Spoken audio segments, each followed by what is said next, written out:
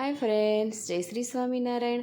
आज अपना श्री हरिकृष्ण किचन में આપણે બીટના ગાંઠિયા બનાવવાના છીએ। हाँ फ्रेंड्स, આપણે नॉर्मल ગાંઠિયા तो घणी वखत बनावता જોઈએ છીએ, પણ આજે આપણે બીટના ગાંઠિયા બનાવવાના છીએ। तो ચાલો આપણે આગળ જોઈ લઈએ કે એમાં કઈ કઈ વસ્તુની જરૂર પડશે। તેના માટે મેં અહીં 300 ગ્રામ ચણાનો લોટ લીધો છે અને એક મોટું બીટ હતું જેના મેં આવી રીતે નાના નાના પીસ રેડી કરી લીધા છે।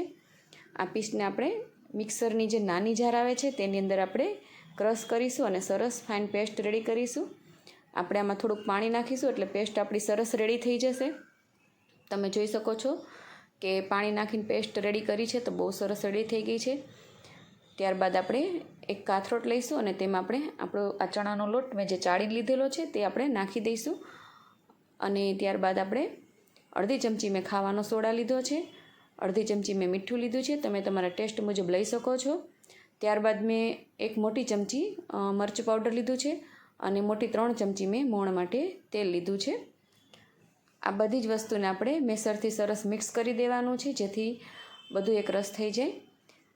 त्यारबाद फ्रेंड मैं जे पेस्ट बनावी छे बीटनी एने मैं जे सॉसनो जे झारो आवे छे ने तेनी अंदर बे गाળી लीधी छे जेथी अमुक टुकड़ा रही गया होय तो ते पेस्टनी अंदर न आवे अने आपणे गांठिया पाडवामां सरळ पड़े।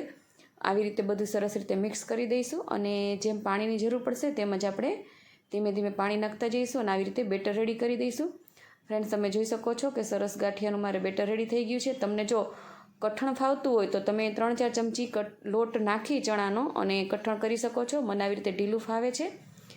ત્યારબાદ આપણે જે સેવ ગાંઠિયા બનાવવાનો મશીન આવે છે તે લેવાનું છે અને તેમાં 3 ફૂલવાળી જે જારી આવે છે એ તમે લઈ શકો છો। ત્યારબાદ હવે આપણે आ पेस्ट ने आवी रीते सरस संचा में भरी देवानुं छे अने सरस ढाकी अने आपणे तेल में गांठिया पाड़ी दईशुं। मैं अहीं गैस मूकी अने तेल गरम करवा पण मूकी दीधुं छे। आपणुं तेल गरम थई गयुं छे तो धीमे धीमे आपणे हवे तेमां गांठिया पाड़ीशुं।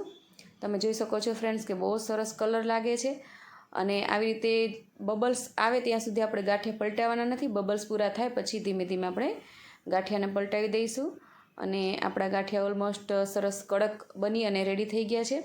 तो हवे आपणे एक डिश में काढी लईशुं। त्यारबाद आपणे बीजी वखत एक घाणो बनावी अने रेडी करी लईशुं। धीमे धीमे आपणे संचो फेरवવાનો છે જેથી આપણે તેલ ના ઉડે। આવી રીતે ગાંઠિયા બનીને રેડી થઈ જાય છે। આ પણ આપણે બનીને રેડી થઈ ગયા છે।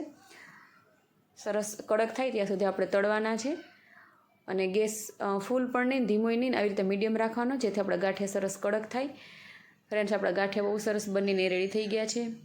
तो जो फ्रेंड्स तमने मारा बीटना गांठिया गम्या होय तो मारी आ चेनल ने लाइक करजो, शेर करजो अने तमे चेनल में नवा होय तो सब्सक्राइब करजो अने बेल आइकन दबावी ऑल दबाववानुं न भूलता जेथी तमने अमारा आगळना बधा ज विडियोनी नोटिफिकेशन मळती रहे।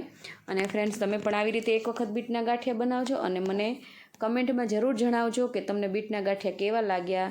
Thank you. जय श्री स्वामीनारायण।